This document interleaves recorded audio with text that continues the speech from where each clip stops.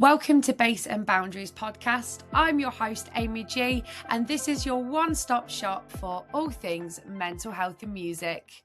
Hi, everyone. Welcome back to Base and Boundaries. I'm Amy, and I've been chasing this one to come on my podcast for some time. This is Battery. Hello, my lovely. How are you?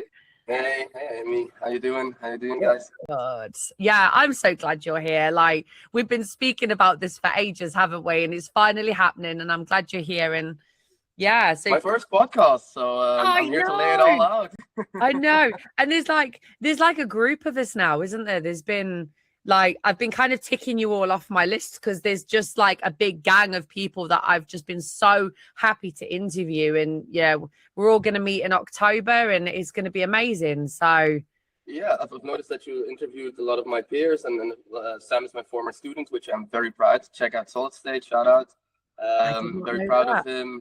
Yeah, I used to teach him Ableton, but now like my Kung Fu teacher used to say, I want you guys to get better than me, and he's obviously better. Like, he's amazing, so I love him. So it's really cool. Big up Sam. We love Sam. Yeah, big up Solid State for sure. So tell me about your story. Like, what happened to get, because you've just said like you've just been smashing out these gigs and like you've just absolutely done amazing in this last year. Like, how did that all happen? Probably not what anybody would think. It took a lot of life lessons and character development to get there again and to position myself apparently to be in that position again. There was a lot of seeds who were planted long time ago, which I didn't realize I was planting those in a totally different way than you would think. I'm not talking about networking. I'm not talking about like people in the industry that I knew or something. It was really the universe doing its work. And I'm more of a scientist than I'm totally not a religious person. I'm more of a scientist than anything else.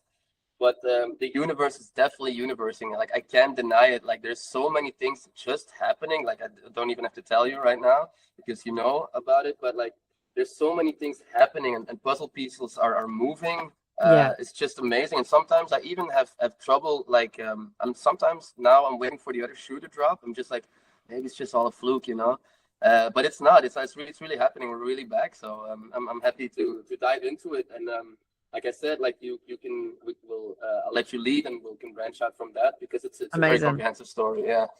I like what you said about how like you're more of a scientist with like a sort of universal approach, because I've had like a bit of a background with religion and spirituality and stuff like that. And I believe that we speak things into existence, like we manifest our own reality. And I think that's really important that people kind of like look at that in you know, because I think we always like, and I know people that are religious, and there's nothing against like anything like that, but like they rely on an external source for what they want. Whereas I started doing this thing where it's like, I'm already successful. I've already got a bookings. I've already got this. My health is amazing. And you speak it into reality and you pretend it's already happened.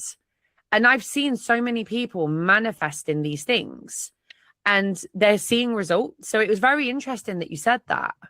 Yes, because even in the intersection of those two things, scientifically, it is proven that, you know, like your mind can tell the difference between something you imagine, like something good or bad. It's just a vision, and you will try. And scientifically also, your mind is wired to look for danger and the bad things. Well, like last week, I had a little bit of like not an anxiety attack, but like an anxiety moment, and I just started writing down like dude, like what can you be grateful about? And it can be the smallest things, you know. I made dinner for myself last night, but I could write like 12 things, which are probably 12 things that most people in their whole life won't even experience. So it's like, dude, like, do you even understand how good it is going? Like, and doesn't mean things are gonna happen, but just like in this moment, which is all we have, it's like, dude, like, it's going so well. It's so amazing. I'm almost like waiting for the other shoe to drop because something's gonna happen soon. But hey, like we're here. This the moment we have, and it's amazing. Really. I'm still so high on Rampage, and still just all the interactions. We're going to get into that later, but just the stuff that happened, it's I can't do anything other than believe, because there's so much proof every day, like being shoved in my face. It's like, bro, like, yeah, it's happening. Like, you're here, you know. That's amazing. Like, and that's the thing. Like, I think when we've gone through a peak, like a period of like low energy and feeling depressed, anxious. I did when I was in my old job. I was so depressed and I hated my life. Like it was so bad. And then I met Andrew Medic and it just, everything just happened. Like it just takes that one conversation or it takes that one meeting or that just one place, right time, and things just start rolling. And I can see that's probably happened for you as well. Like it's taken one thing and like, look where you are now. Yeah, exactly what you said. It took one thing or one interaction stuff for you to believe again, and then you believe, you know, like look, this is happening, and like you said, like, and you started manifesting things, and then you go like, and then like all of a sudden you look around and like, oh my God, like I've been manifesting for a while. It's just things go so fast, and you know, we've probably been wishing that we were here at this level like a year or 2 or 3 years ago, and now we're here. So it's also for me, it's also the challenge, like just to also realize it, because I obviously have ADHD. You will notice that. Me too. You're fine. Podcast. Yeah, no, it's perfect. I love it. But I read something not so long ago, and that really was profound insight for me. Like people who have ADHD, they often don't feel a sense of accomplishment when they accomplish something, but they feel a sense of relief. And it's not that I'm not grateful for it, but it's just like, oh my God, like I just did that. I don't know how I did that, but okay, I did it. Like, I think I could do other stuff. We don't understand that validation, do we? So it's kind of like, it's a weird feeling. Like, I get that. I get what you're saying with that, because it's like what I did that. Like, what? Like, how? And then when you kind of break it down, you go, that's how I did it. But I think because we have people with ADHD typically have we're not able to sort of be our best friends as much as neurotypical people, I guess.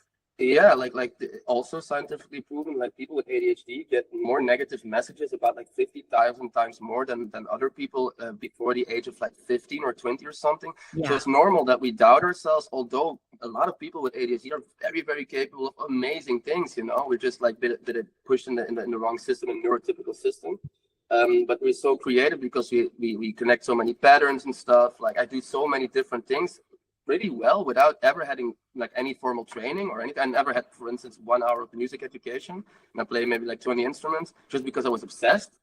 You know, and I didn't get any support from my parents ever, you know. So it was quite the obsession. And then when you achieve stuff like that, because you always think you have like the eternal imposter syndrome. You know, those guys that went to music school, those guys know how to produce, those guys know things that I don't know, you know. But then you just like do it in your own way, because the plot twist, everybody's doing something, everybody's just doing something, you know, in this world. We're all just doing something. But then you realize like, oh man, I can do it in my own way, you know, and I did that. Yeah, and that's the thing. That's the thing with like people. For the most part, everyone on this podcast, bar I think a couple of people, pretty much all have ADHD. And I started doing some deep diving into why ADHD and D&B are like this. And it's the frequencies, the BPM, it's the excitement, it's the dynamics. I can't get bored of it, and it's like therapy for me. Like. I understand it, like genuinely understand it. And it you know, when you listen to D&B, some people like that, like neurotypical, they'll go, that's just noise, but it's not. When you separate a track and you listen to the different things that you put in it, and it's something about the BPM, it's just like, it's comforting as in a weird sort of way. Yeah, it's a whole universe on its own, every track by itself. And we're also going to talk about this, but like it's very funny, a little known fact about me. I almost never listen to drum and bass when I'm at home. So what do you listen to? I spend a lot of time. I'm actually a huge metal guy. That's why, like, my name is Battery from the song. They are linked. There is a link between metal. As Pendulum. Yes. You know? In 2004, I was so Pendulum. And I asked Al Hornet because he had the track called Another Planet. You know, the old school track. And in the intro, there's like a drum roll, and I was like, dude, like how did you play that? Or oh no, we just sampled it from Megadeth, man. And I was like, oh my god, you guys also listen to metal? So it's kind of like my permission to like, oh my god, like I'm a huge metalhead, and I thought that wasn't going to be tolerated in the electronic music and drum and bass. It's a long time ago, but that one conversation exactly with Elhorn, it was like, oh my god, like these guys also feel that, and that's why they also are into this music. You know, like almost give me like permission to do this, which is crazy. You know? Yeah, there is like a really bizarre thing because a lot of people I've spoken to and I've said, like, in your teenage years, early 20s, what did you listen to? And me, I was a huge emo kid. I loved like Panic at the Disco, My Chemical Romance, System of a Down. System of a Down did it for me because of how quick it is in Pendulum. Also ADHD and you know, also like, yeah, of course, yeah. It makes total sense. And it's our elite pattern recognition where we can just go like, I like this so much for this reason, but also like this. I like any kind of music. I'm also like, I'm a huge old school hip hop fan. I like fusion jazz music because I'm a drummer for the most of my life. Anything that's something like where you can hear the person, like I put my soul into it. She or he is trying to convey something, and it's like pure energy. Like we have elite pattern recognition skills, so we can go from like technical death metal to like a liquid trash to like, you know, like I like I don't put it on every day, but I like I can enjoy it all. I can, for what it is, you know, for how genius it all is, you know. Definitely drum and bass. It is. I love that though, because I think like especially like if you go to, I can go to like a metal show. Like I went to see Bring Me the Horizon about a year ago. Sam as well, just a couple of months ago. He did. And I was like, when you see drum and bass artists listening to that sort of stuff, you're like, there's got to be something there. And then Dimension, he was at a gig somewhere and he was listening to System of a Down. And I was like, yeah, we were all coming from the same page. Like my little story was I was an emo kid listening to metal, emo stuff. Then I navigated into like Clubland, a lot of German techno, then drum and bass kind of hit. But I've always really listened to drum and bass. You just didn't realize it was. Yeah. For me, it was the first. We had like a little club here in which was very instrumental in a lot of people's careers, or like starting things in our scene over here where I live. It was called the Zoo. Shout out to the Zoo. And it was like I used to go there just like to party when I was pretty young, and there was like I was exposed to all sorts of music like acid and techno stuff. But drum and bass and jungle was like the first genre that could really keep me moving. Like it was like, man, this is so close dynamic wise to metal. It gave me that belly feeling, you know, like from strong riffs or strong double bass drums. It was kind of the same. So that was the first thing that really got me dancing really hard. It's like house, like. Was like, oh, okay, you know, I like this, and I like a lot of stuff, you know, like sample and old school punk house and stuff. But like, if you drop me on like a festival, please drop me in a drum and bass tent because I'll go crazy otherwise. So, like, speaking of like sort of festivals and stuff, like, tell me about Rampage. Like, tell me everything. What happened? Like, I have so much FOMO, honestly. Oh my god, yeah. So. Yeah, where do I start? It's unbelievable because like I said, like I'm more of a scientific person, but like I'm also very spiritual, because what happened was it's crazy. It's good for me to do a rendition of this. Last year, a girl she's called Laura Hooglands. She's a very good DJ and she's a booker here in Belgium. She's playing Tomorrowland today, I think. Shout out to Laura. I learned how to play DJ like years ago, and we kept in contact. And then she got more involved with the Tomorrowland stuff, with the bookings.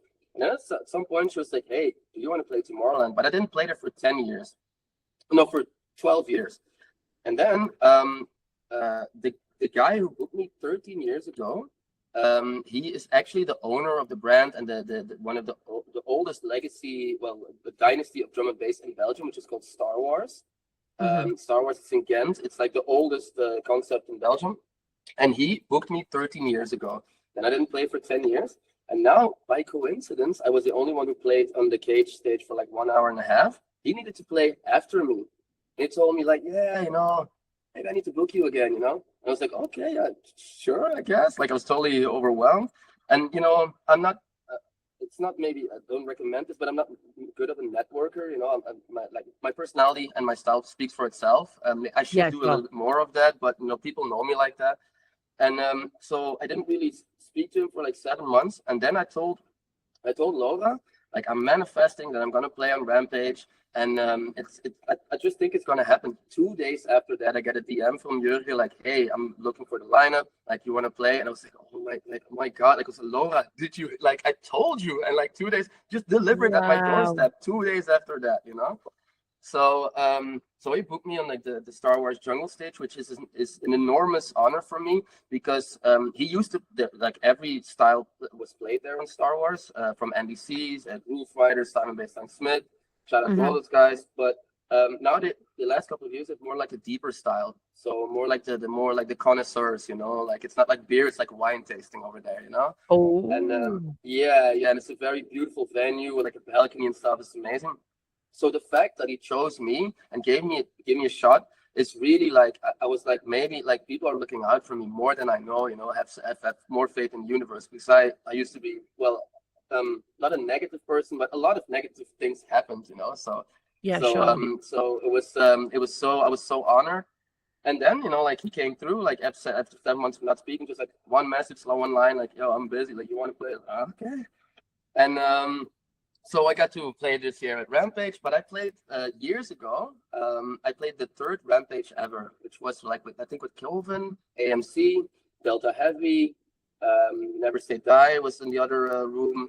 Schism, I think, was the head honcho over there. So he asked me to play over there, and I played like years and years ago on Rampage, which was also, I was like a kid, you know, I had like dreadlocks like this long. I was like 23 years old or something, and so yeah, then was the time to go and play at Rampage. A lot of my friends, like some, I used to stay at his home, Mixstar, Idle Days, we were all together in his house. And a lot of my friends, like Skybread and all those guys, and Lisha. Oh, bless him. Yeah, he's an amazing guy. He's amazing. He's a lovely chap. And so yeah, we needed to play. And so you know, we got invited, we got our tickets, and I gave my backstage, and I took a friend of mine, Lizzie. And coincidence, of course, coincidence doesn't exist, but like, coincidence would have it that my bestie Lizzie, she got declared cancer-free on the day I needed to play. So amazing. So, you know, yeah, and she's also like a huge metalhead. She's full of tattoos and stuff, and she used to go to like parties, but she was not really into the drum and bass, and not, definitely not on that scale, you know, because Rampage is like the biggest thing there is. Yeah. So so then we I didn't went on Thursday because I went to like save my energy, and then we went on Friday, like one day, which is also really, really crazy, because I'm going to get there, you know. And if no, you're fine. Faster, You are fine. You're fine. Yeah, because it's essential to the profoundness of this story. Like, it's good for me to reiterate, but it was really crazy. Yeah. I'm not gonna cry again, but I cried after. I'll tell you later, because the dog is sitting next to me. Yeah, she noticed immediately, and she was like pushing her head, like, dude, you good. Yeah, it was really sweet. So so we went there, you know, like, and on Friday, and the thing was, like, it's the same backstage as Tomorrowland. Like, everybody is there, like from locals to the beginners to superstars like Sub Focus and my guys Dirty Phonics.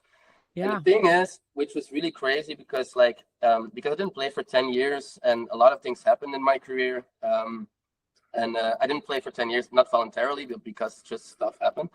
And for me, like, last year, Tomorrowland, which was, of course, is amazing, you know, it's the biggest thing in the world. I think unconsciously I thought it was kind of like a fluke or something that would like go away, maybe again, maybe it's like a one-off. And maybe I was like, no, like, I can't really trust this, but unconsciously, because of course I knew it was big and stuff.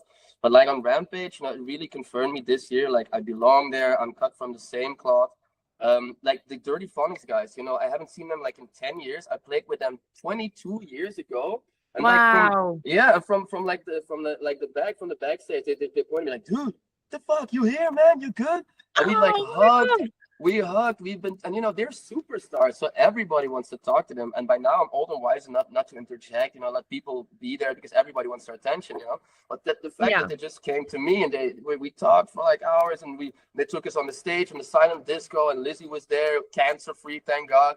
We had like a little placard where there was like on the one side it said bitch, and then you turn around, I'm 100% cancer free, and people were hugging us like all night, like some artists who I know who were there went through the same things, just the fact that we had like so much love and so much authenticity from like a gig which we did 22 years ago. Of course we check each other on Instagram, but I'm telling you, like, they're superstars, they don't have to do that, and That's just the amazing. fact that that friendship still like was so thick with a lot of artists that I saw again over there was really, it was like it was, for me, it changed me, man. I can amazing. imagine. That's amazing. Like, especially because I think drum and bass anyway is such a community. Like, everyone looks out for each other, everyone looks after each other, But it's like me, I don't even DJ, I don't produce, but you guys just like full on adopted me into your little gang, and I love that. And I speak to Sam a lot. I speak to Skybread a lot. I speak to you a lot, and it's just so nice, and I'm so grateful for that. So yeah, I just wish I'd have gone to Rampage. Yeah, but we're gonna make the same memories next year. So, absolutely. Yeah. So and yes, it's true, because we also, you don't even have to be a DJ. We also, of course, by all means, start the DJ if you want and produce. But we also need people like you in the scene who are just like admirers, and you push us, you give us chances to give our stories like this, which gives context, because there's so many tunes, there's so many people and stuff. But it's more about like the people, like there's a lot of reasons why people are doing this, R.I.P. Lensman, I saw LSB was wearing a shirt, like, coming from metal, coming from, it's like a culmination of what we like, and everybody's just to celebrate over there. And it's really true. Like, it's almost like I even posted, like, the drum and bass community is even a tad bit better as the metal community. It's kind of it is 50-50, but it's such a family. Like, everybody. Like, I have a friend, Ray Varela, she's amazing. She's skanking on like heels for 50 centimeters. Oh, and wow. Yeah, she's amazing. You should check her. She went viral, and like, she also doesn't DJ or whatever, but she's on every rave. She pushes everybody. She makes stories. She talks to people. She's like a connector, So it's amazing. So I really value you and her and all those people so much. You don't have to prove anything to me, Just you being here and doing this is amazing for us. Really cool. Thank you. I would like kind of look at myself as a promoter, if anything. Yeah. I'd love to be a manager. I'd love to be somebody's manager and like really push them, because that's something that I think I'd be good at. Let's talk about that later. Let's talk about that later. I would say though that I have asked Rampage. They haven't responded yet, but I don't know if I'm emailing the right people. I would love to do some kind of collaboration with Rampage for next year. Like, I would love to be behind the scenes doing the social media stuff. Definitely. Yeah, like an ambassador or something, or and probably like if the podcast keep going like this, or maybe you can do a podcast over there, with the people. Absolutely. That could really work. Yeah. So I was veering off. Sorry, but so I eventually, like, I played my set at like Saturday at 5:00. And the thing is, like the other people on the stage, it's more like a deeper stuff, And a week before, I was really thinking about my selection and my DJ set, because I really wanted to honor the legacy of Star Wars, And I'm gonna play a different set than I played Tomorrowland or anything else. But and I was really freaking out about that, actually, because also, a little known fact, I never ever practice at home, ever. Like, I don't really. No, never. Wow. I rented like a DJ studio for 2 hours like a week before, but I have more stress about like practicing than actually just like dumping myself in front of 10,000 people and just do it, Really. Oh, that's fair. That's fair. Yeah, it gives me more stress. I need to. There's so many possibilities. I want to do this. I want to do something special, and instead I need to rely on, like, dude, you've done this like 1,000 times, literally, for 10,000 people. Like, you got this. But I also want every time I want to surpass myself. I want to bring something new, and 2 weeks before my set, I talked to a guy who's called Eyewitness. He's like a legend in the game here in Belgium, and he's like the walking drum and bass encyclopedia, basically. And he told me, like, I was like, dude, like, you know Jurgen, you know Star Wars. What should I do, man? And he was like, dude, like, they booked you. They know who you are. They booked you for what you do. You know, like play your style, and you're gonna have like the distinction between like what you need, what you can play, what's honoring the legacy, and also honoring yourself. And that just freed me up. That was like, hey, you know what? I don't have to put like the most technical, deep set. You know, I can just like be myself and honor the legacy as well in that way. And that really liberated me like 2 weeks before that. So thank you, Eyewitness. No, that's amazing. I think like when you kind of start getting yourself out there as well, like it can be quite scary because it's kind of like, am I good enough? Like in comparison to these other people that I'm up against, you know, for me, it's the same with the podcast. Like everyone's doing a podcast of some description, but then I was always given some really good advice from this businessman I met. And he said, there's only one of you. Yeah. I was just thinking the same that. There's only one of you, and we like going back again to the imposter syndrome or ADHD or overthinking. Like we always think like, oh, somebody else knows more than us, or they studied more, got more resources and stuff. But there's a reason why we are talking. There's a reason why everyone wants to be on your podcast. There's a reason why you're going to be on Rampage next year. You know, we're actually doing something right. yeah. Well, I'm speaking it now. We're speaking it out there. We're going to be doing that.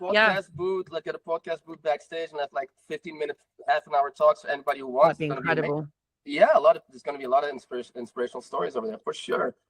Especially the people I've spoke to so far. Like, I will say it, and my British friends are going to hate me for saying this, but Belgium have the crown for drum and bass. I'm sorry, but it's true. From what I've seen and spoken to, like, there seems to be so much more of a scene over there than there is over here. Yeah, you think so? I know so. Yeah. Yeah. Mm-hmm. Yeah, because I've never been. I've been to. Yes, I've been to the UK, but and I've been to a rave over there. But I know, of course, for me, it's like the base of drum and bass. You know, like it's where it all started. Jungle, drum and bass. Shout out Goldie. I mean, like we're such a small country. Like we're such a small. They live in such a small city, and there was really like I said, like there were like troopers, like soldiers, like people who are just doing this because we like this. We all like one time we put like a generator in a field, and we had like Noisia in like the back of a truck while it was raining in like a field with grass this high. It's like a generator, Noisia over there, you know, all three of them, you know. So but it's years ago, but it's just like that kind of like grassroots movement, like from the ground up. Like we just like this. Let's just do something. It's not for the money. Of course, there's a really big business behind it. And also shout out to Murdoch and Yuri from Star Wars for really making this a business and really putting us on the map, because like Rampage is the biggest thing for drum and bass in the world, which is crazy because like it's just our little backyard, you know. Hans he lived for like I played with him 20 years ago. He booked me 20 years ago. He lived like 10 minutes drive from me, you know. It's like it's also like just it's not just a dude, but you know what I'm saying, right? It's just like, yes, I do. Just the dude from here, you know. Who There's really nothing here.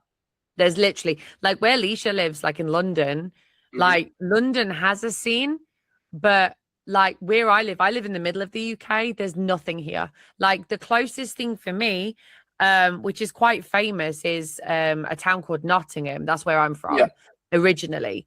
And the only thing that's really famous would be Rock City. And they do like it's mainly for rock music. And then you've got Download Festival, which is massive, global, massive. Yeah. That's literally down the street from me. So no, for real. I've never actually been because I don't need to. If I open my window, I can hear it.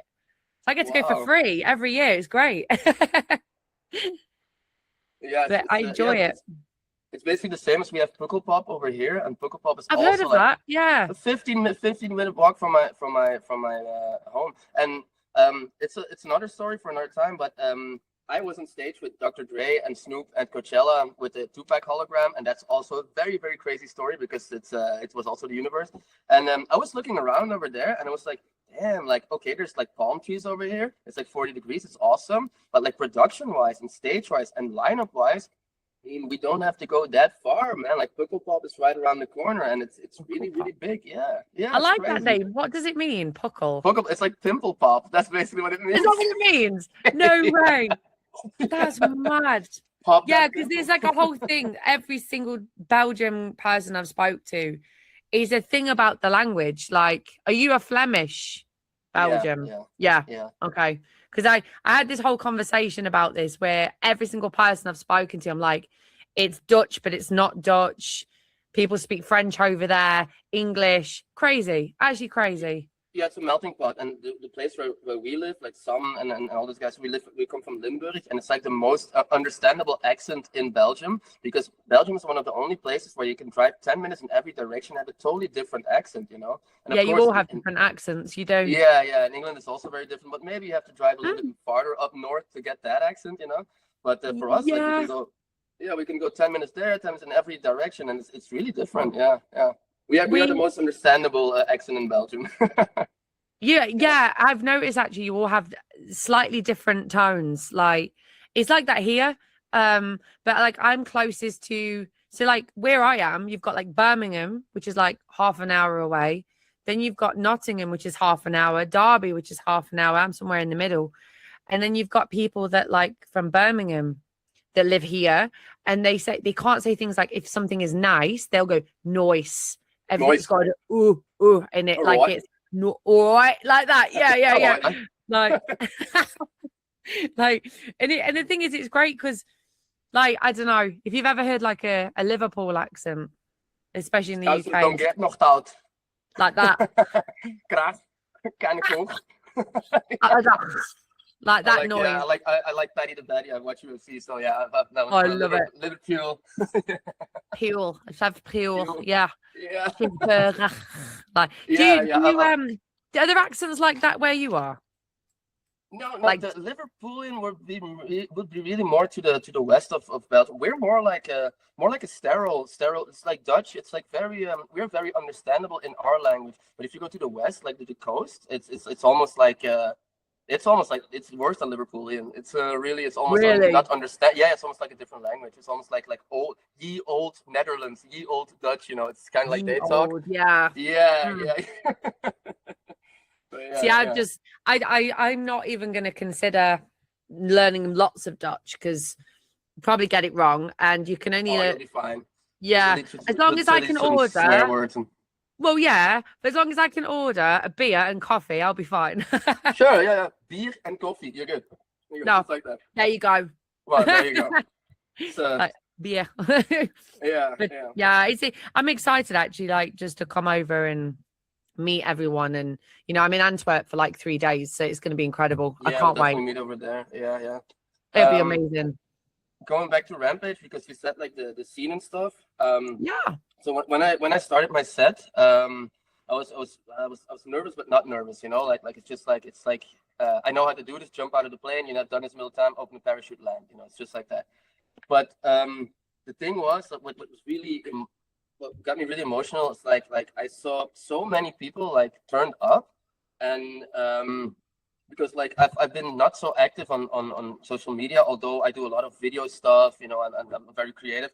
But and if I done like the way I'm doing it now, like maybe 10 years ago, I would be at lots more followers, a lot more metrics, maybe a lot more eyeballs. But that doesn't really I don't really care about that. But no, sure. The thing was like we were at the smallest stage. I mean, quote unquote. I'm just looking at it now. I'm just looking at it because Yeah. I was going to ask you about. It's like a hut, isn't it? Yeah, but it was amazing because actually, like the vibes were like really much bigger than you can see on the picture. I was like, Yeah. It's a small stage, and I was like, oh my god, like everybody was going through the trees, and like I think I set the record that weekend for like most people at the set. So everybody showed up, and I just throw like things on social media like into the void, as we say. Yeah, But sure. like people I didn't see people, maybe I didn't see like for 2 years, but also people I didn't see for 25 years. People I used to be in art school with when I was 18. Wow. Yeah, people I was a drummer, my drummer in a former band. Like people really like took notice and especially came to my set because there's a lot of stuff happening. I kind of equated to like you're in Disneyland, and there's like a Space Mountain everywhere. But they all purposely went to like the little teacups. Oh, I'm gonna say the teacups. Well, there's so much commotion and other stuff you could go and watch, and amazing things on Rampage. And people really took the time out of the schedule to come and watch, and that was crazy for me. That was like I was like pointing at the yo dude, what's up? It was so there's one I heartwarming. saw. There's a video. The guy comes up to the thing, doesn't he? And you like shake his hand. I think that's amazing. It's really nice. Yeah, and people giving me trinkets, giving people hugs, and like it's just like for me, every fan, every people who just takes time out of their day to come and support me, like every person individually is like I really want to. I definitely have hugged, and I was like, man, so cool that you are here, like I didn't expect anybody. And the thing was, like, I had so many people over there. They were going behind the trees, like it was like bursting from the seams, basically. Like my friends were like, they were like people who couldn't get into the trees section. While it was not a big stage, like we really we crammed it. And yeah, thank you to everyone who was there for sure. It's amazing. Yeah. It did. And I think that's the thing as well, because like when I went to Worried About Henry, because it was the same weekend, there was the main stage and the little stage. And on the little, like the second stage, it wasn't massive, but it was full. And you can see how much it means to people. Because you could go and watch the main acts. You could go exactly. watch them, and they've chose to stick around. Like I did actually go between them both. And some of the smaller ones were honestly, they just knew what they were doing. I thought, wow, amazing. Yeah. They deserve a bigger stage because and there's also like people really they know what they're like maybe some people would just wanted to escape like the violence from like the big stage and stuff, so you have like maybe percentage of that, like, hey, let's go check out that stuff. It's also a little bit on the side, it's a little bit chiller and stuff. But there were also a lot of people just like, dude, like I don't know where he's playing, but we need to go there, I don't care where it is, but we need to go there. And they were there, man. And just a little side story, because like what you asked, like the experience was on Rampage. I want to give a really, really, really, really big shout out to every worker and stage manager, and especially Jan and Jos from the Artist Parking. It's like a little anecdote. Like me and Lizzie were sleeping in a roof tent on her Jeep, and we were parked at the Artist Parking. Yeah, and normally you can just stay one day. That guy, Jan and Jos, they came and gave us sugar waffles, beer, soup, Red Bull, 36 sandwiches. Anything you can think of, and they were just, we think you're nice people. It's no problem, we will take care of you. Like just out of their own accord, for strangers, they went above and beyond. Yes, really. Whoever they are, like, so absolutely. Stage manager, Jan, Jos, like those guys, like they're just out of being good people. I told Jan, if they show these kind of conversations on TV, we will have world peace tomorrow, because that's what it's about, Yes, we're so divided and the world is in flames and stuff, but there's every day there's good interactions with good people who just trying to do their best, and that was amazing. So thank you to everybody over there. It was amazing from front to, I can't say anything, It's amazing. I know, and that's like the best thing, isn't it? Because there's a lot of people in the drum and bass world that is exactly the same. Like there are people that are like, they get their, I'm gonna say how it is, they get their fame and they disappear off the face of the earth. And they're like, well, I've made it now, I don't need you people. And then you've got people that have status, have whatever that looks like to them, and they still give you their time. And they're the OGs, like they're the people. I tell you, prime example, 1991. Yeah. Like he's in worship, he's massive, he's huge, now. Yeah. But he will still respond to my comments, because I've been there since the start of his career, and like he'll still go, hey, how you doing? Do you know what I mean? Like just really, really nice people. And I think that's the thing. Like I think I suppose as they get bigger, they get harder to get hold of because of management and the gatekeepers. Yeah, more layers. Yeah, it becomes more complicated. But watching everybody, and I always say on this podcast anyway, anyone I interview, you're going to all go and do incredible things for the music scene. And and I've looked at where there are gaps and things like that, and in like the grassroots, they're people that aren't being given a chance. that's where I like coming as well. Do you know what I mean? Like, Yeah, to give them a spotlight. Yeah, for sure. And in the end, I think because we're all a little bit, like outcasts, we're also like not the weird yeah, kid, but we have different kind of influence, interest, maybe that wouldn't like in high school wouldn't fit with there and there and there. But like every producer is actually like I'm a big nerd, of course, and we're all kind of a little bit outcasts, and we're also all like happy that we can get celebrated and participate in the celebration of others, and also like it's just like cool to see other people win, even though there's a lot of competition, but that's not me, but because I know I'm in my own lane and everybody me should do too. that. Yeah, But sure. like, yeah, but there's so a lot of people in drum and bass can relate, like feeling like an outcast, and then you Yeah, find your people, and then you just like you get accepted, and you just do things together, and doing that on that level on a world stage, on like the biggest festival in the world, like you have to do a lot of effort to keep it like that, sure thing. just like I played Tomorrowland last year, and it's the Wow. same. I tell people like every visitor that comes there feels like they're taken care of. Like all the details, it's like a print in the freaking toilet paper. Like there's people who you can ask anything. Everybody's friendly. From top to bottom. Let alone being a DJ over there. Like everybody's taken care of. So it's really cool. It takes a lot of effort. People think it's just like automatically, but it's crazy. Like you have to really train your team. Like and on that scale, it's kind of crazy that they do that. I think so too, but it's also, I know it's going to sound weird. So where is Tomorrowland typically? Is it Belgium? I used to live in New York, and people were like, Oh, where you're from? I'm from Belgium. Oh, that's the capital of Germany, right? I was like, yeah. And then I go have a cigarette smoke break downstairs, and I come back up, and they're watching videos of Tomorrowland. I was like, dude, that's Belgium. That's where I live. Oh, you live in Boom, because the town is called Boom, which means tree, but they read it like Boom. So, oh, you live in Boom. I was like, yeah, love it. close enough. No, the reason I say that, the people that I've interviewed from Belgium and met as well, I've never met such polite people. Like, and I mean that, like, you guys have got impeccable manners and social cues, and like, you just care. Like, I've never really experienced that before. Like, and I think, like, say, when you meet people and, like you say, you get accepted into, I'm not a DJ. I wish I was. I just can't do it. But, like, practice You and can, I'll all teach you. that. Oh, thank you. But it's like, I get that. Oh, well, I'm not a DJ. Why would I fit in with them? I'm not a Hmm. DJ. But it's not Hmm. about that. It's about the people. Like, Exactly. we're like soul family. Like, it's like when we're all not on this earth anymore, we'll be in another planet having a rave somewhere. That's just what's going to happen. Because I always Yeah. believe that we've probably been on this planet so many times in previous lives and all that. And I Yeah. read a lot of stuff about that. And Hmm. I think, like, we've probably all connected at some point in our previous lives, because when you meet people and you're like, there's just like, we've never not known each other. Does that make sense? Yeah. Like, it's just Yes. like that. Yes. Yeah. And that's you're exactly right. And without sounding too crazy, but I'm a staunch believer of like the simulation theory. And I was like, because it's also science, like imagine we had Pong like 40 years ago, like the game, like that, and now we have GTA Yes. 6 in a couple of months. Like imagine like that gap of that technology forward, like you wouldn't Yeah. be able to distinguish like reality. And the thing is, like the guy who's betting on my sim, like he's betting on my sim, like he's gonna win because I'm really winning again.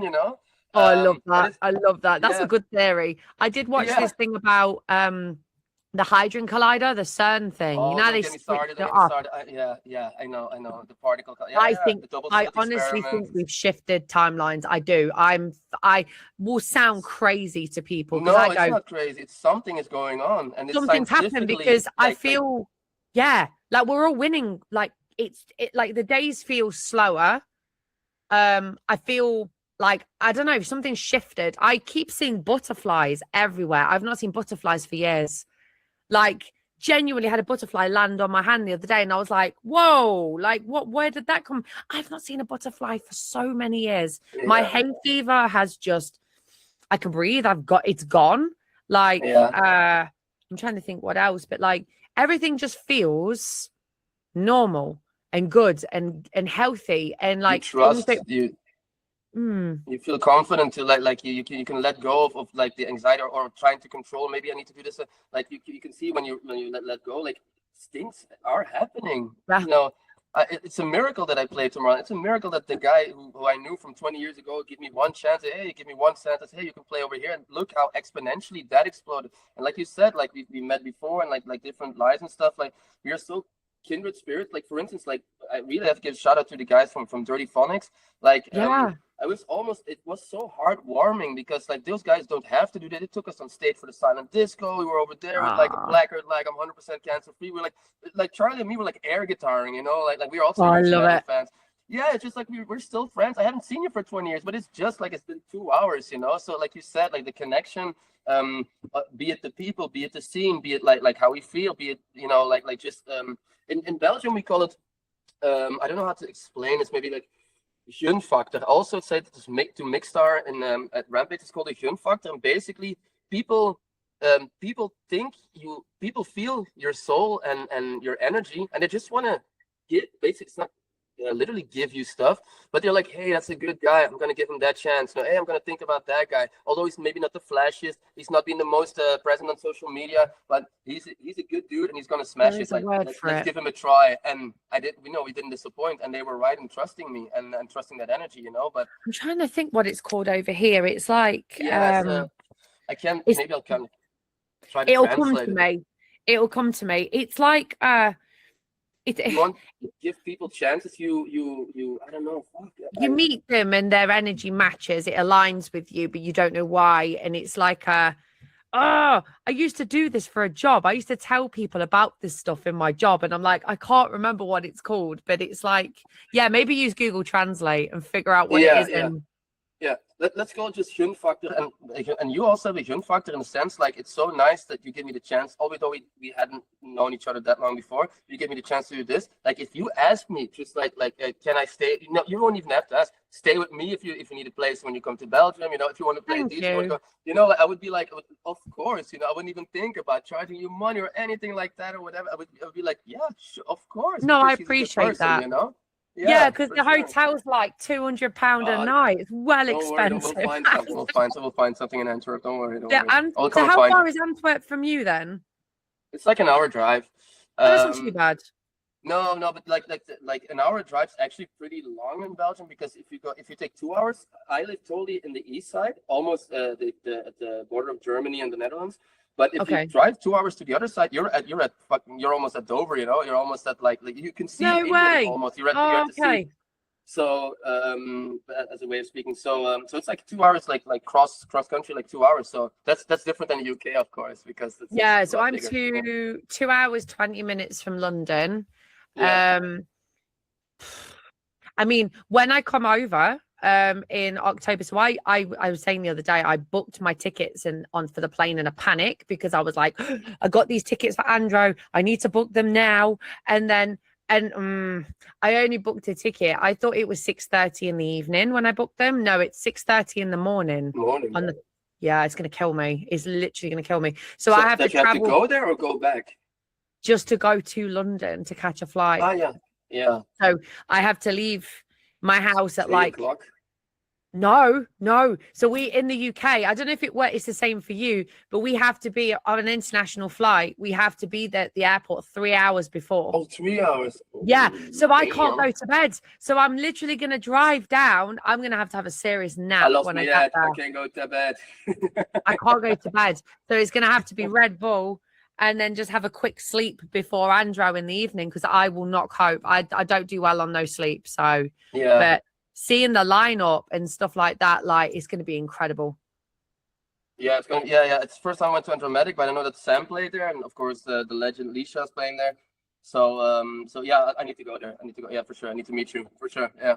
Yeah, we're all going. We're all going to meet up, and it's just going to be nice. As like, for me anyway, like I feel so humbled to be able to like spend time with people that I've interviewed, to spend time with people that I actually listen to.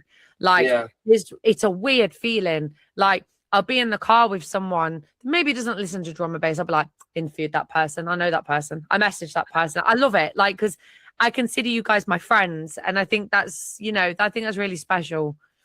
Yeah, yeah, I had the same feeling at Rampage because like I said, like I didn't play for 10 years, and in 10 years a lot of stuff happened, like a whole new generation of like Psalm and Sure. Skybers, all of this generation of producers and people who stood up, and the scene has really changed. I didn't know, I also didn't go out that much anymore. But well, I Mm. used to go out every weekend and stuff. But yeah, it's true. Like I had Fox Stevenson in my studio about 15 years ago when we used to play in a town. It was Yeah. like 15 minutes from me, like a very small town, very small stage. Um, and he was like also like from across the back, he's like, dude, you good? Like it was like, is pointing at me? Does he still remember me? Like, yo, what's up? It's like, give me a hug. How you been, mate? And it's like, man, like you still remember? Of course I do. Like, what, are you crazy? Like I didn't have Wow. like a terrible accident or something, you know? And it's the same. It's the same thing when I lived in New York. Like I used to. Well, I know the guys from MB artists and from Paul and Swanee and Slumdogs. Swanee's the guy who discovered UB40, by the way. It's crazy. And Nice. yeah, and they used to play like they had a like circus takeover nights with like Cookie Monster, rest in peace, Fun Case, Dr. P and stuff. But that was totally not my vibe. I didn't like dubstep that much. The first thing Hmm. I ever said to Flux Pavilion was, I hate dubstep, I hate circus records, I hate that sound. We have talked for 4 hours, backstage. My girlfriend was like, did you just talk to Flux for 4 hours? Like, no, no, oh my God. Like, we talked so much, and we Wow. met up in New York City. And then the thing was, that's a really crazy story. So I was in school in New York City, and we went to Pendulum at Terminal 5. It's like a venue over there. Yeah, And yeah. the guy and we went to sleep at Steven's place, a fellow student of mine, and he was somewhere in Times Square. And I woke up. I slept like a Labrador in my clothes at the edge of his bed, you know. And then we woke up, and those guys were like, "Hey," I woke up like, "Hey, do you want to take acid and go to like the Museum of Natural Sciences?" I was like, "Fuck, no, it's 9 o'clock. Are you crazy? No, go away. No, I mean, I'm crazy, but I'm not that crazy." Not that And crazy. yeah, and then I woke up back again in the apartment. There was like one guy sitting over there. It was called Mumu or Mohammed. And he was talking about Coachella and stuff.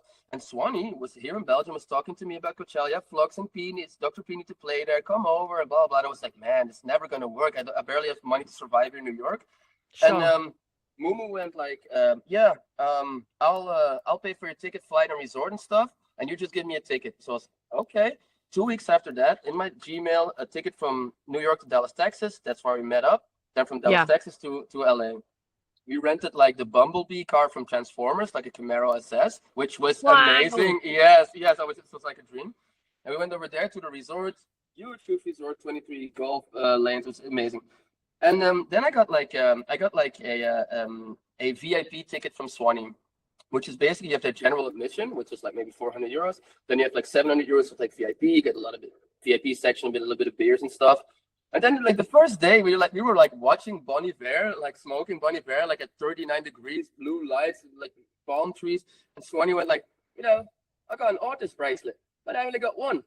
And I was like, I'm one. And then I just sold the VIP ticket for $400 on the parking lot. And I just was like an artist from then in Coachella. So we were backstage with Dada Life, Arab music. And that's how I got on stage with Dr. Dre and Snoop Dogg. I got some rolling papers from Snoop Dogg as well. Nice. It was like, what the hell am I doing here? So I just if I can give happened. one big advice, say no to acid in the morning, but just like say yes and follow your instinct, because that was just like one sentence that Swanee said to me backstage at 4 o'clock somewhere in Bruges, like, maybe you can come over, we're over there as well, you can just come over. I was like, well, yeah, maybe it's like a far off dream or something. Like 4 months after that, I was standing the first show of Dr. Dre in 15 years. Eminem was there, Snoop Dogg, The Game. Oh, I was like, wow. yes, I was just like, what the hell am I doing here, man? So the universe works in strange ways, and if I It don't does. if I don't believe now that I'm kind of chosen to do something that I think I can do, then I'm blind and I'm crazy. I don't have to. I keep asking after every blessing. Was it a fluke? Is it a one-off? Oh man, we're really here. And it's really freaking happening. Wow. Absolutely. It's Yeah. incredible, like what the universe does. Like, if someone had said to me a year ago, you're going to be a podcasting person and, getting to meet people that you listen to, I'd have gone, don't be stupid. Like, You that's did not going that. to You happen. did that I though. You did did. that. I did. And I'm like, and it was from doing an interview with Andrew Medic, which happened by accident. Like, he was in the same hotel as me. And then I was like, because I'm cheeky, I ask questions. I don't like you know, my anxiety was like, don't ask him. But I just went, should we have a drink in the bar? Like, I would like to have a drink. You had the guts to do that. You had the guts to do that, and you topped the first domino, and and here we are. You did that for real. Don't diminish yourself for that, because you did that. And, I still have on my like, I have a board just above my head here. I have the ticket from the hotel, and I have it on my pin board as like a reminder. Like, that's where it started. Yeah. Next time, if you doubt yourself, you go, should I do that? You just look at that and you go like, because Abby, she's a girl from UK. She was a friend who was with Leisha. Abby, she's a great person. And we were at the end of Sunday. Sunday was like the big, like the biggest. Everything was done, and Subfocus was standing there. Of course, now he's like this superstar. Yeah. And you don't see behind me, but I have signed records from him from like 2004. I have Chasing Status from 2009. All the old school songs. I have like is signed over here. And I told him, like, 20 years ago, like, you and me, I played with him in like I was at a gig where Subfocus played, and it was just like a parking lot, just like a cement box. And the only thing, there was a stage. There was high contrast and Subfocus and Dillinger, I think. There was a stage. There were like barriers, and there was like the visuals were like Dragon Ball Z on a console, and we were playing it in like mirrored. We were just sitting there on the sofa, like, I go to left, you go to right, and he was just like, and then Abby, we were looking at him, and Abby was just like, should we go and say something? I said, yeah, why not, man? We're gonna regret it afterwards. And we just went over there and talked to him. Well, of course, the whole world wants to talk to him, and I'm glad he's take a step back. But it was just like, we need to do this. Let's just go and talk to him. And we talked to him, and remembered that stuff. And we just like, yeah, it's So yeah. If when I tell you that, like follow that trail. Yeah, you feel that. Yeah, no, I do, because when I met him, the story you can't. It was one of those universe things. So he was supporting Sota in Manchester, and Leisha was there. That's how I got to know Leisha. So I drove to Manchester. Now, usually it takes 2 hours. It took 4 because of traffic. And that was the first thing. Then I was supposed to meet my friend. She was like, oh, no, I'm in the hotel. I'm working. I have to wait. So I'm like 3 hours by this point behind schedule. So I'm going to the hotel. But something in my gut was saying, he's going to be there. I don't know why. Axel's going to be in that hotel. I don't know why. So I get in the hotel, and there's like it's like an L shape. So you walk in one entrance, or you can walk in the other entrance. And I was at this part, and I said to the guy, he was like, why are you here? I was talking to him, and I was very flustered. I was hot, and I was angry because I was so behind, and I was tired and grumpy, And I said to him, it would be so funny if he just walked around the corner. And he did. And I went, oh my God. Yeah. And his face, I think, I was like, I had my hand over my mouth like this, and I went, hi, like, I can't believe you're here. And yeah, we were in the same hotel. And then we had you get like a swimming pass. And I saw him in like, oh, it was so embarrassing. I was in the steam room. Here it comes. I was in the steam room. I've never really told people this, but I was in the steam room with these 2 women. I don't know them, but when you talk, Yeah. Well, I didn't realize there was like a vent at the top between the sauna. Heard you. He must have heard me. Yeah, because I was like, oh, I love him so much. He's like my favorite artist, like proper, like bigging him up. And I'm like, no. And they were like, oh yeah, he's in the sauna next door. I'm like, no. Like, dude, I'm getting chills, man. That's crazy. Yeah, but we had this really great chat, and it was like, I'm sat there like, oh my God. And I was like, should we go to the bar and like have a chat? And we did. And it was like, he gave me an hour of his time, which I'll never forget that moment. And he gave me he knows, because I get a lot of social media footage. He did it at Worried About Henry. I didn't get to meet him because it was just so busy and hot. And but he will purposely, and Axel, if you ever watch this, you probably won't because you're so busy, but like, if you ever watch this, thank you for giving me great content. I get some great photos of him. He's so photogenic. Like, I've got some fantastic images. Yeah, for sure. But no, that was a universal alignment right there. Like, Exactly. Yes, exactly. What you're saying now, like it sounds so familiar because like the examples I was just giving before that, just I'm also like just a dude and just like trying, and then stuff like that just manifests, like it explodes in Yeah, your face, like but like good stuff. And like what are the odds that like there's a vent, How the I hell, know. I you was know? like, oh, because I walked past and I thought it was him, but I was like, no, I'll look weird. No, I'll it just can be. carry on Yeah, it can be. walking. Like, Yeah, yeah. then and I'm talking to these two women, like, oh, the really tall guy. Yeah, he's next door. I was like, no, like, I was so embarrassed, but because I was acting so much like a fangirl. But like when I sat down with him, it changed. Like I Yeah, was it was, like, no, yeah, he's just a person normal to person person. Like, story. Yeah, yeah. And you yeah, probably enjoy it, when you're alone in a hotel and stuff and you get some hours to kill. Like, why wouldn't you do that, Like, why wouldn't yeah, that, like you just be like, oh, that's nice, somebody to talk to and have like an interesting conversation. Like, that's the kind of people drum and bass are. Why you could also like go and sit in this hotel room and like doom scroll for like an hour. But if you can just like have like a real interaction moment with somebody, it's amazing.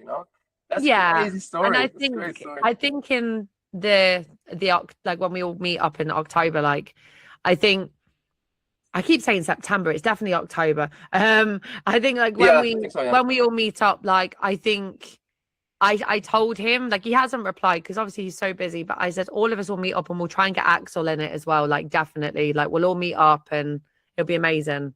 Yeah, that would be amazing. Or maybe, like next year in Rampage, I can see it in front of me and in my mind's eye, like some booth or something where you can just like maybe like a schedule. And people come for maybe not an hour, but like a half an hour, and you have some questions and stuff. Like I think that could really work. We should ask Homestead.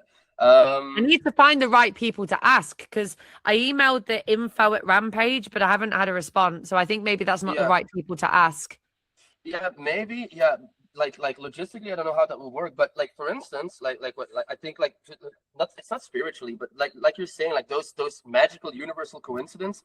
Like I also play live drums when I DJ. I play like I play a metal all my life, and I play Nice. like a V drum, Roland V drums, and sometimes 50% of the time I play like live drums, and I played like a song from Arcando, and Arcando I'm more of like because not to throw shade, but a lot of drum and bass right now to me sounds the same, Yeah, or no, it you're sounds like a right. copy of somebody. You're And right. and some people you have to dare to like stick out and just stick your neck out, and everybody wants to be commercially successful, but in on their own terms, not Sure. compromising. And Arcando, shout out to that guy. He for me is one of the new guys who really I really love his tracks. I can hear through his productions like this guy's on that level.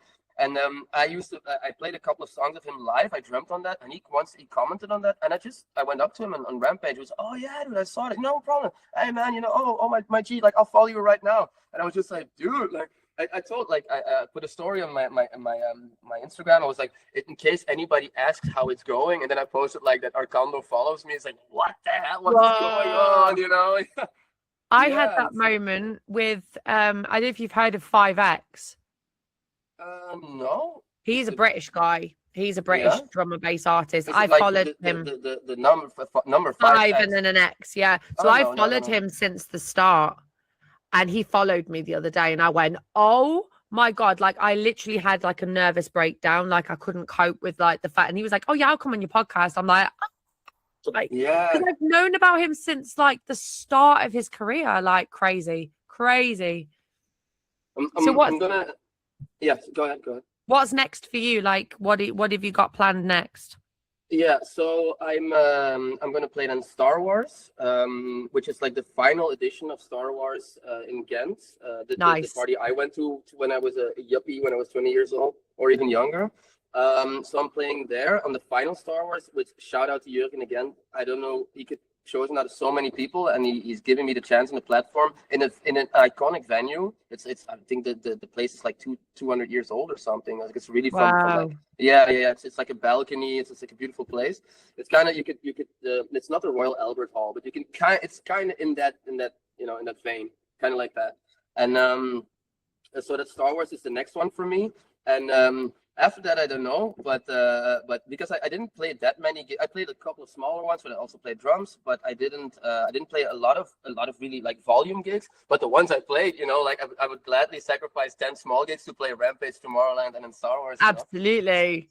Yeah. So I kind of I'm gonna look with my booker again with Laura after Tomorrowland to work more intensively together, and also I'm gonna do some releases. I'm working with Modest Intentions. He's my mentor. He's an awesome guy. You actually should also have him on the podcast. He's an awesome guy. He's from Estonia, like a liquid producer, liquid dance floor. Oh, nice. And yeah, he's an amazing producer. And he's one of because everybody's always looking for the next bit of knowledge and YouTube, and I was obsessed with production.